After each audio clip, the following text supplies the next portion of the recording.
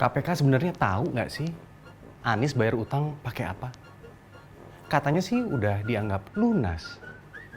Apakah ada kong kali kong? Nah, duit sebesar 50 miliar itu duit, men. Duit, bukan daun.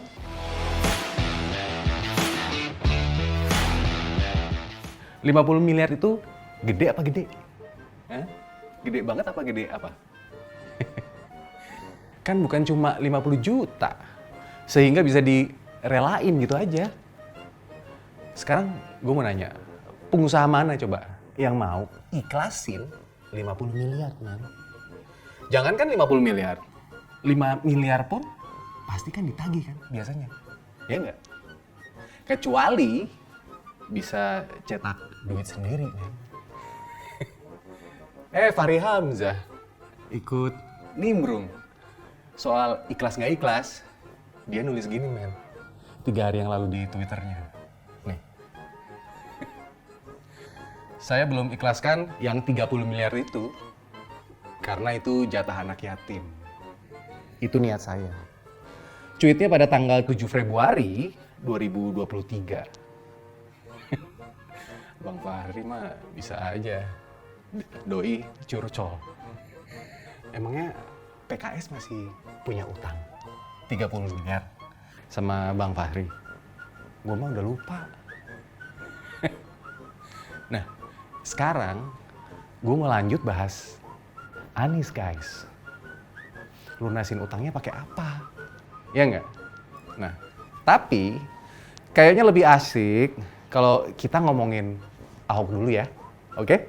Nah, abis itu baru lanjutin Anies lagi. Ada penerawangan gue soalnya. Soal taruhan gak bener syariah itu. Oke? Nah, tapi sekarang gue mau bahas Ahok dulu. Oke? Setuju? Ya? Nah, pejabat publik di Indonesia kan harus bikin LHKPN atau laporan harta kekayaan pejabat negara. Yang disampaikan kepada KPK, guys.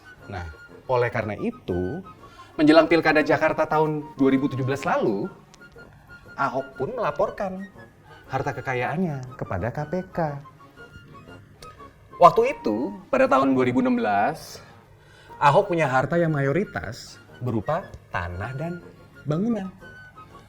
Dia juga memiliki logam mulia dan peternakan sapi. Loh, kok sapi? Jadi ingat partai mana? Nah, walaupun berlatar belakang sebagai pengusaha, harta kekayaan Ahok memang nggak sebanyak kekayaan pengusaha-pengusaha besar, guys. Tapi ya cukup lumayan lah. Mau banyak atau sedikit hartanya, yang penting bukan hasil korupsi pada waktu pejabat publik itu menjabat. Iya kan? Ya nggak? Nah, jadi pada 21 September 2016 lalu, Ahok melaporkan harta kekayaannya yang besarnya mencapai hampir 26 miliar, guys. Nah, ada yang menarik di sini. Dari laporan-laporan yang diserahkan itu, utang Ahok besarannya 0. Alias, sama sekali nggak punya utang. Halo, Mas Anies. Mas. Nggak apa-apa ya, gue sering manggil doi. Biar dia ingat, Ahok nggak punya utang waktu mulai kampanye. Bukan cuma berdasarkan laporan KPK, guys. Tapi pernyataan Ahok nggak punya utang juga dibuktikan oleh pengadilan, guys. Waktu itu pada tanggal 23 September 2016, Rian Ernest, selaku staf ahli Ahok, datang ke KPU DKI untuk menyerahkan kelengkapan berkas syarat-syarat pencalonan. Nah, menurut Rian, berkas yang diserahkan ke pimpinan KPU DKI itu adalah dokumen yang berisi keterangan dari pengadilan bahwa Ahok nggak punya utang. Kepada wartawan, Rian bilang begini nih.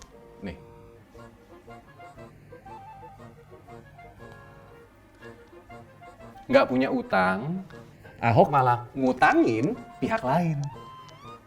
Dalam laporan harta kekayaannya ke KPK itu, ternyata juga tercatat adanya sejumlah pinjaman oleh orang lain.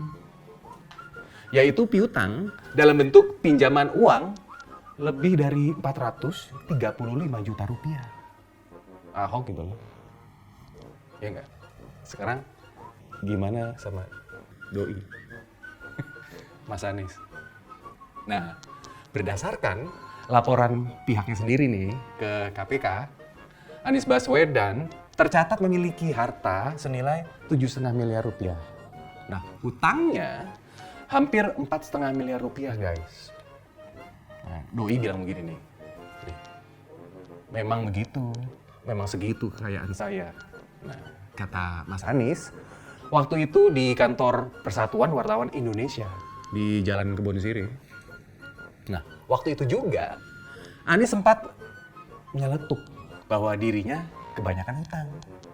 Oh, mungkin kebanyakan utang, ya nggak? Waktu itu Mas Anies udah ngasih sinyal-sinyal, men.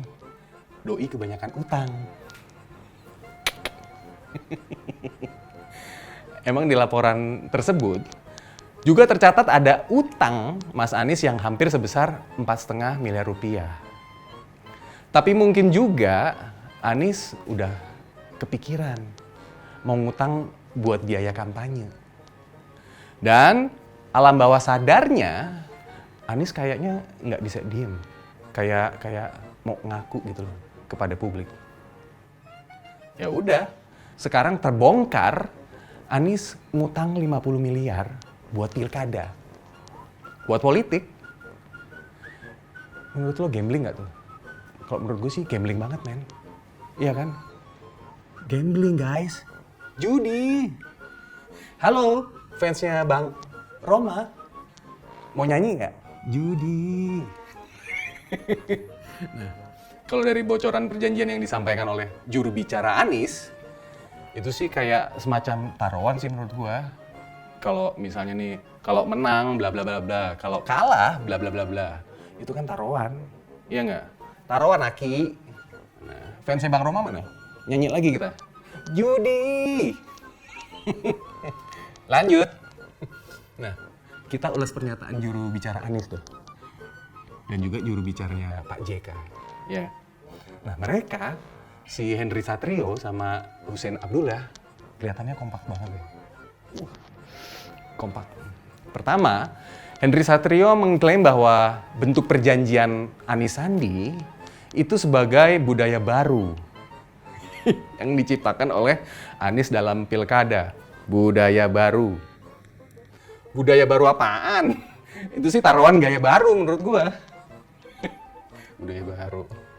Dia lanjut bilang begini, guys. Nih. Jadi memang waktu itu perjanjian untuk membiayai pilgub. Mas Anies menjanjikan akan diganti ya kalau kalah. Tapi kalau menang bebas. Mas Anies juga tahu itu. Jadi kan menang nih, ya udah nggak ada lagi, utangnya selesai, beres. Gua ulangin ya. Kalau kalah, Anies harus mengembalikan semua biaya itu.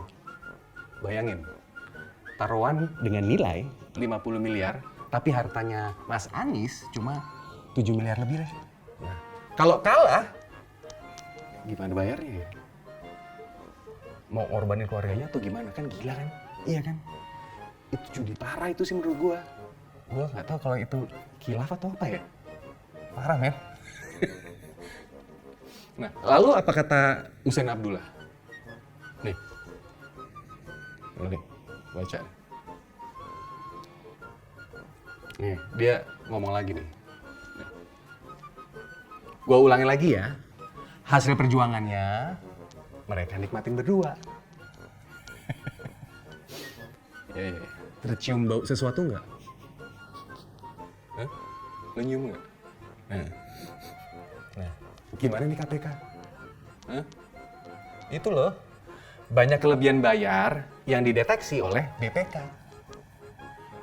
Lalu yang terang benderang sih, tim ses Anies waktu pilkada itu sudah menikmati besarnya gaji mereka sebagai TGUPP.